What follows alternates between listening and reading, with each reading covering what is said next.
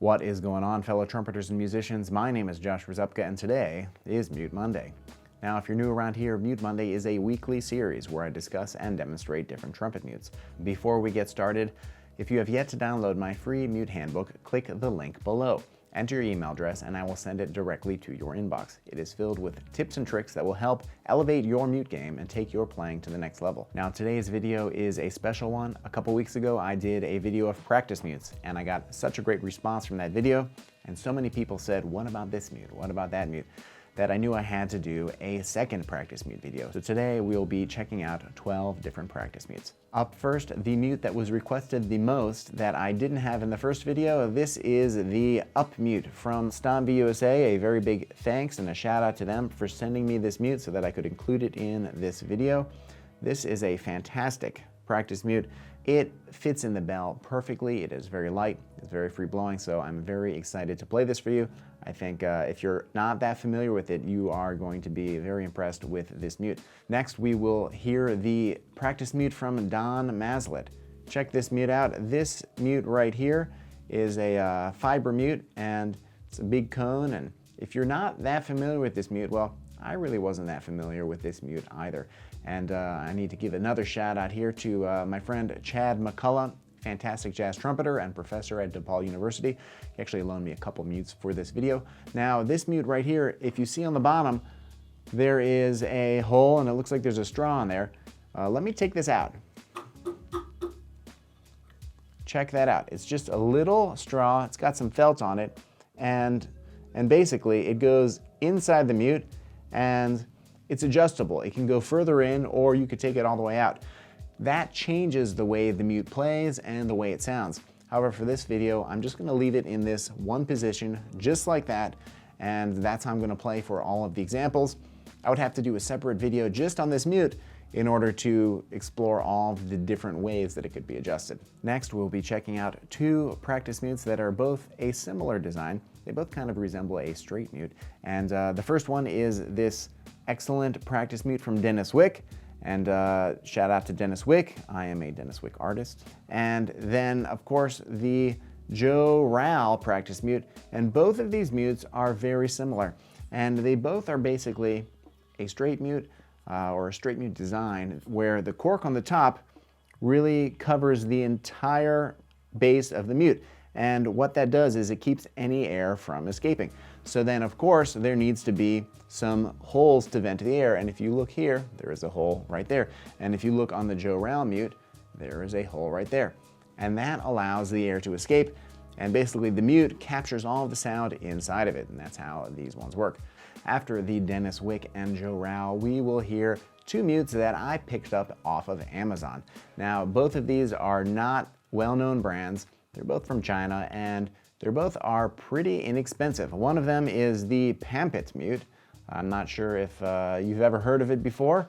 However, this is a pretty popular practice mute, and there are a lot of people on forums online talking about this mute. It's less than $20 and free shipping from Amazon.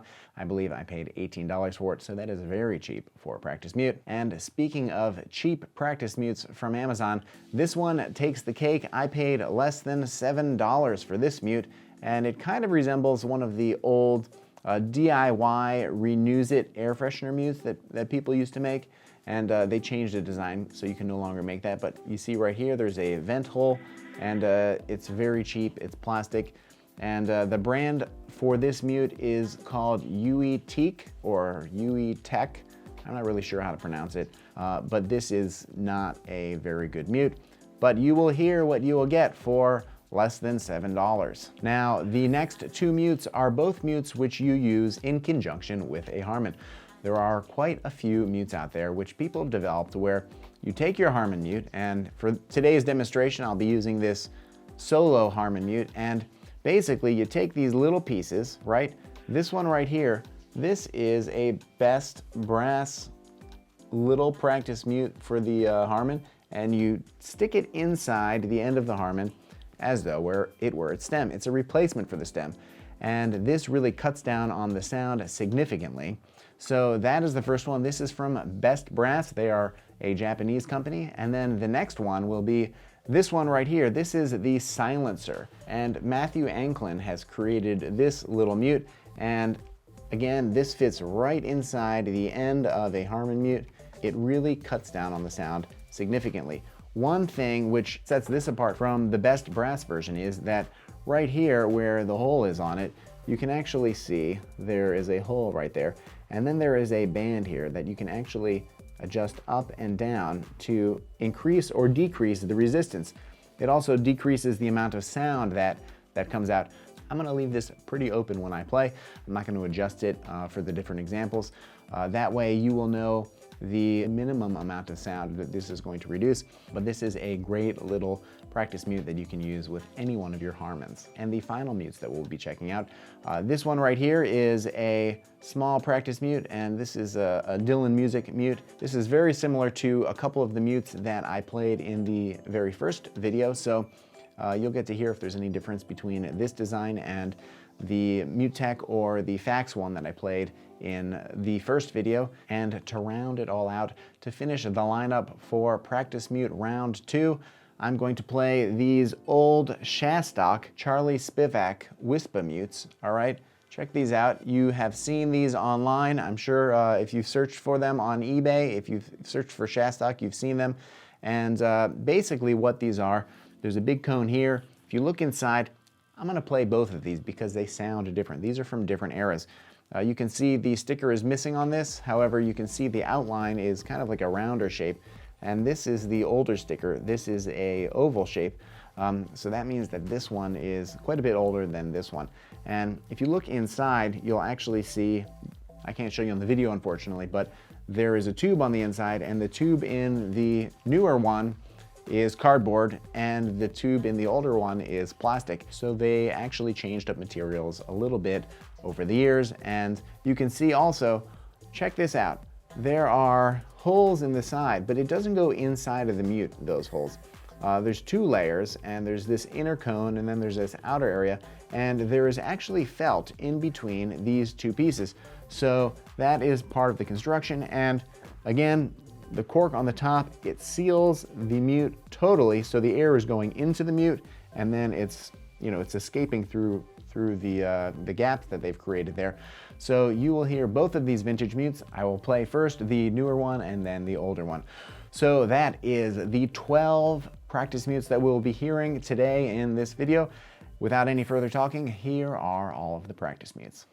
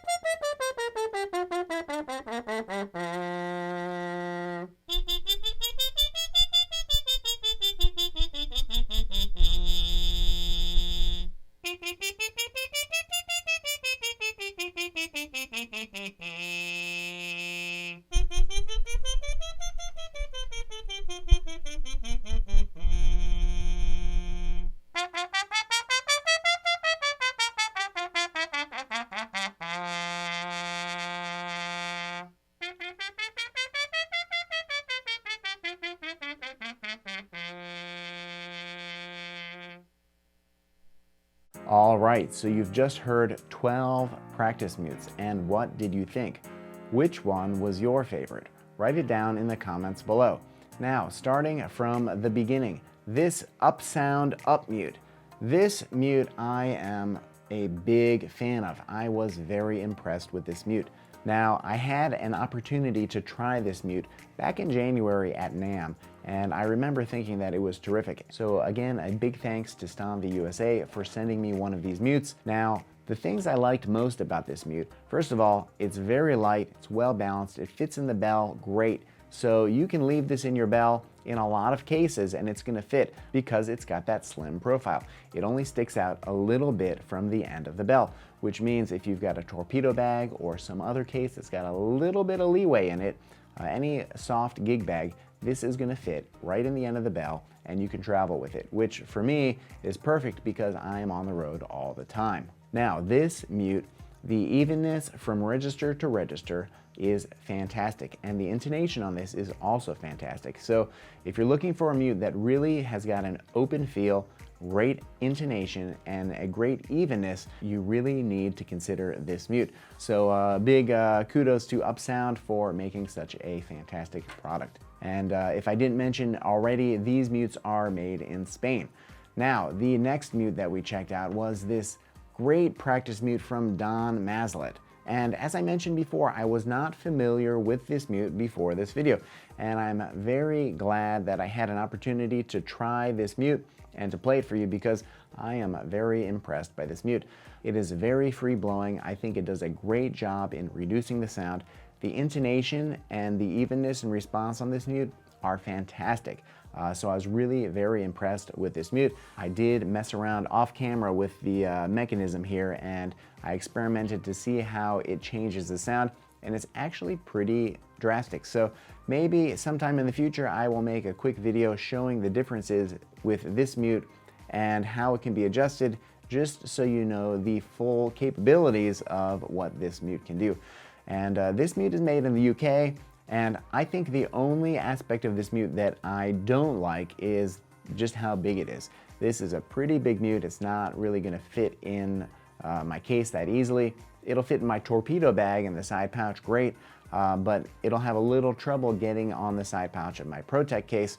So because of that, I would probably leave this at home when I'm traveling because I don't have that much space when I'm on the road. Now, the next mute that we checked out was this Ral Practice Mute.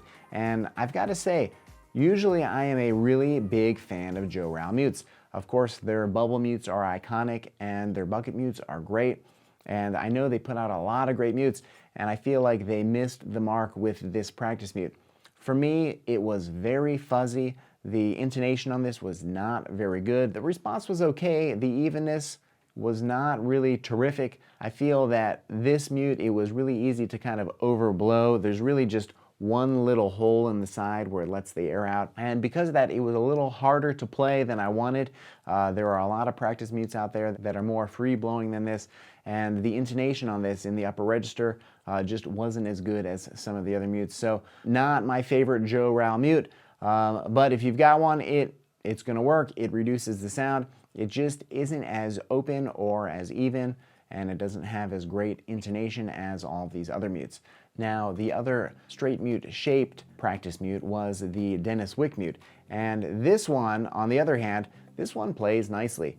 It still has a little bit of a fuzzy sound, and that's just due to the nature of how it's constructed and the shape and the metal, and it's got these little portholes. Now, the Ral only had one hole that let the air out. This Denis Wick has two holes, one on each side, and I think that's the reason that this mute responds so much better and the intonation is so much better and it is more open and free blowing than that Ral because the air can escape so much better. It does reduce the sound quite a bit, so this might be a good option for some of you. And like all Denis Wick mutes, this is extremely well made, so you know if you get this mute, it is going to last you a very long time. Now, the two mutes that I played from Amazon, what did you think about those? The Pampet Mute and the Ueetek Mute. I gotta say, I had no expectations for these mutes. I didn't really quite know how they would play. I figured it would be fun to try out two of the least expensive mutes from Amazon. The Pampet Mute, I did read some reviews online from a lot of people who said this was good, and on Amazon it actually had pretty decent reviews.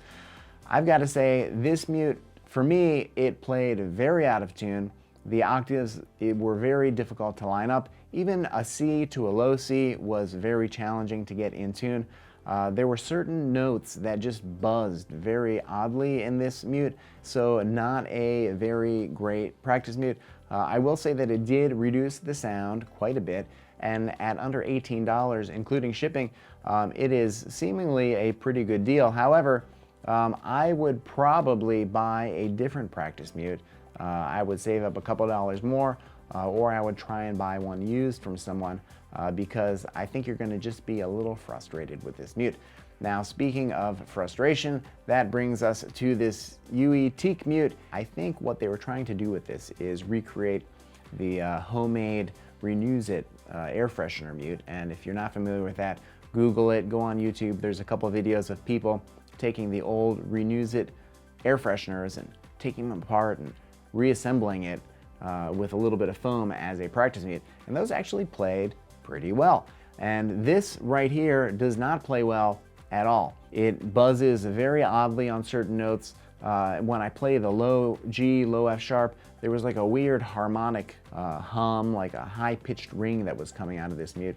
And the intonation on this was terrible. The response and the evenness, not very good. So I know it's a very, very cheap mute. This was under $7, but even at $6.50, I really wouldn't recommend getting this mute. I think there are other options for playing softly, where you're not gonna be taking $6, $7, $8, however much it was, and spending it on this, because this is not a very good mute. Now, the next two mutes were these little inserts for the Harmon mute, and this is the Best Brass warm-up Nano, and then of course the silencer from Matthew Anklin. And I gotta say, both of these mutes are terrific. First of all, they will fit in your pocket, they'll fit in your case. You never will have an excuse for not having these with you. But you do need a Harmon mute in order to use them. Although this mute, apparently you can stick your mouthpiece in it and use it as a little buzzing aid, and that will help you warm up softer. But as far as both of these mutes and their performance, these were terrific. I've got to say the intonation on both of these is outstanding. The evenness from register to register, outstanding. And neither of these really have too much back pressure. I think some of that may have to do with what Harmon mute you're using, if you're using a really tight or a really open Harmon mute. And remember, this one here is adjustable, and I had it in the more open position, but it still reduced the sound considerably. The way that these reduce the sound, it takes the volume and it really lowers it a lot. However, what you're left with is a lot higher pitch than some of the other practice mutes. So that might be something that you really like, or it might be something that you don't really like. But I've got to say, I am a big fan of both of these. They really played so much better than I thought they would. Now, the next mute was the Dillon Music Practice Mute, and I gotta say, I had higher hopes for this mute. I thought it was gonna play very similarly to the Ueetek and the Fax Practice Mute, just because it's shaped very similarly to them. However, this mute for me, it had a lot of intonation problems. It was really difficult to get the octaves in tune. The upper register was quite flat. It did reduce the sound a lot, and it is extremely compact, so that might be a good option for some people who are looking for a mute that isn't going to take up a lot of space. But I feel like there are other mutes of this style that really perform better. So a little bit of a disappointment for this mute, but it still works, and in a pinch, it is going to work just fine. And the last two mutes were these Shastock Charlie Spivak Whispa-Mutes, and these mutes, like I said, they are two different eras, so I think you could hear that they sounded different. And I didn't weigh them, but they both weigh different amounts, and as I mentioned, they have different materials in them if you look inside. Now, this one right here is the later model. I think that this was probably made in the 60s or 70s, and this one has got that early label on it. The shape of the label is the same as the early ones before Micro Products bought Shastock. However, if you look really close, it does say Micro on there, so it must have been right after Micro Products bought Shastock and then they changed the label. and that was before they changed the shape and design of the label. So this one right here, I'm not really sure on the date, but this is an earlier version, probably by a decade or two. And these two mutes, I know they are very popular with some people. They're vintage mutes, so they are harder to get, and a lot of people are looking for them. I will say, as a practice mute, I'm not sure that this is my go-to. A lot of people use these for certain orchestral pieces and some solo pieces. I think that the amount of sound reduction that these give is quite a bit, and the evenness and fullness of sound is also pretty good. That being said, the upper register on both of these was extremely flat. It was nearly a quarter of a tone flat, so that was very challenging to get them up to pitch. So I feel like that I wouldn't grab these mutes first, but I'm glad that I have both of these because I know there will be the right situation where I will need this mute. Well, that is all I've got for you today. Thank you so much for watching and for sticking around until the end of the video. If you enjoyed this video, please give it a like and hit that subscribe button below. That really helps me out quite a bit. Coming up next week, I have got some very exciting mutes to share with you. These are Huber Music mutes. These are brand new. He just started making these mutes. They are all recreations of vintage mutes, and these are 3D printed, and I gotta say, these mutes play great. This mute right here, this is a recreation of the Mega Mute from Shastock. This has not been made in nearly 100 years, and I'm very excited about this.